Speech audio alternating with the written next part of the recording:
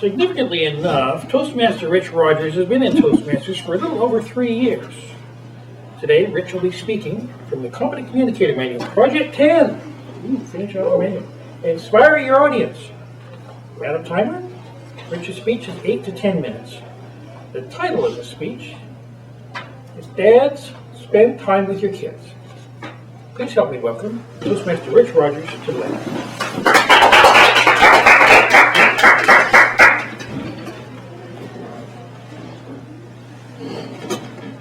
I found this article on the internet. It was written in the 1970s at a children's hospital. The girl was 9 years old. I have no idea what her name is, but it's what is a grandmother? A grandmother is a lady who has no children of her own. Isn't that interesting? She likes other people's little girls and boys. A grandfather is a man grandmother. Now we know. He goes for walks with the boys and talks about fishing and stuff like that. Well, of course, I'm a grandfather. I know how that goes. Grandmothers don't have to do anything except be there.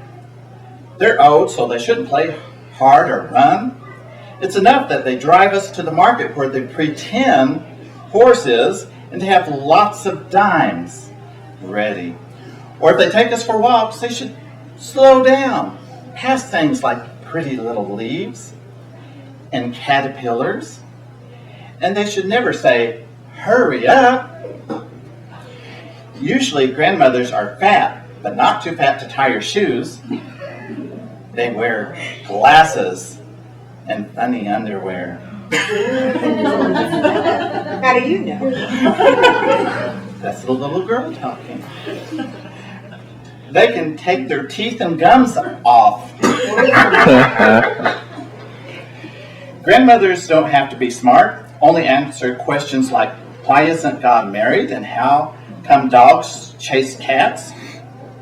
Everybody should try to have a grandmother, especially if you don't have television. And her final line, because they are the only grown-ups to have time. Madam Toastmaster, fellow Toastmasters, and honored guest. This little girl had a lot of perception. She showed the importance of what grandparents' roles are with their grandchildren. It also shows the importance of time with kids. Today I'm going to be talking about dads, fathers, and their roles. Because in this busy world, how many people do you know that doesn't have enough time anymore? It seems like we're all hustling, bustling. We have 50 weeks of the year that we're working, and then 2 weeks we're going on a trip. Oh, we got to make it to the airport on time. It's all about time. We have schedules upon schedules upon schedules.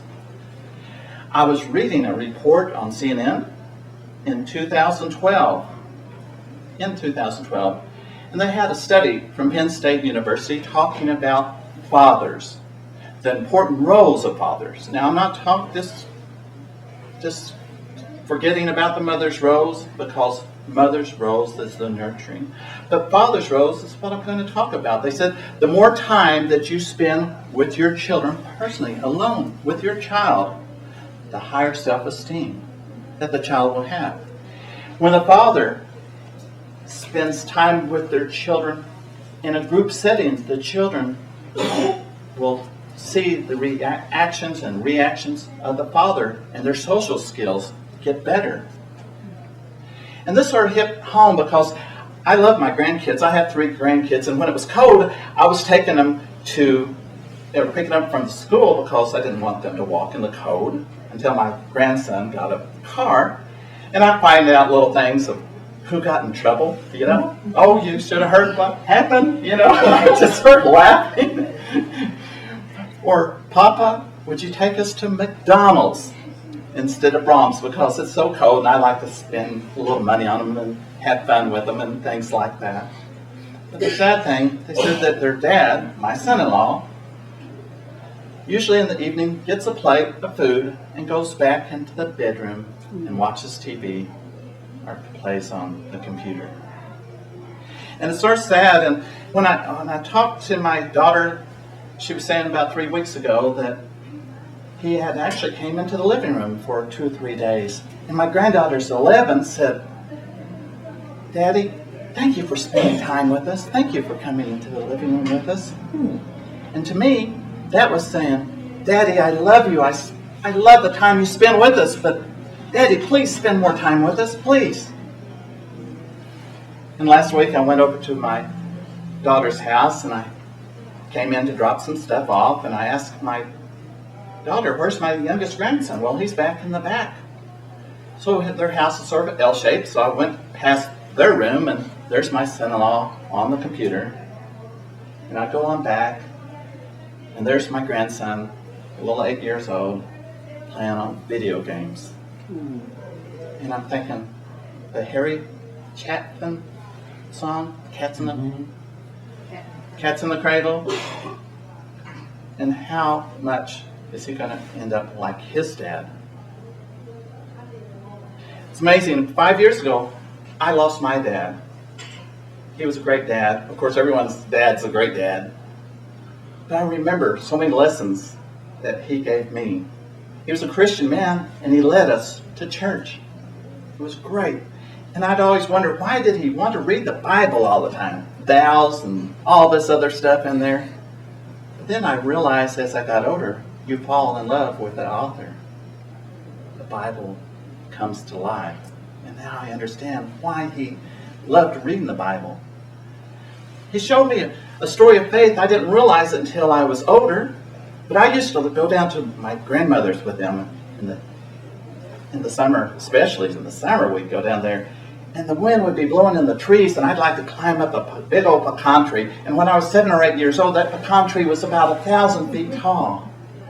I said it was about 1,000 feet tall.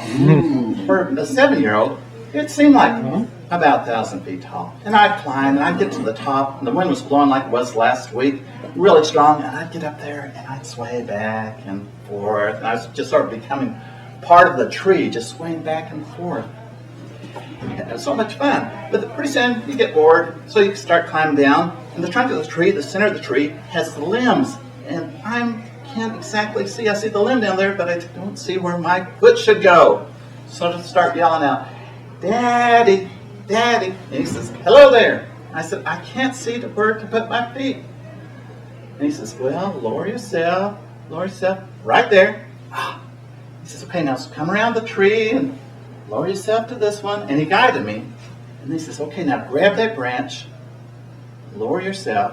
And I could feel his strong hands around my legs. And he says, "Let go." Now, when you're 7 or 8 years old, you start thinking, do I really want to let go?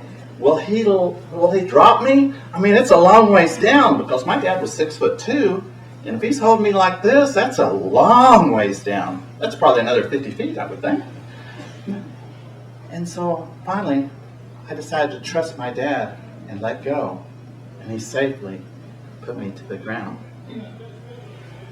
After I looked back, it was a faith lesson because I thought, how many times do you go through life and think, what am I going to do about this? Oh goodness, what am I going to do? And then I have to turn to God and say, I'm going to let go and let God take control of this situation, this problem. I learned all these things through my dad because he spent time with me. He shared with me. So if I was going to say anything to any of the guys, wives, grandmothers, tell the men to take time with their children. Madam Toastmaster.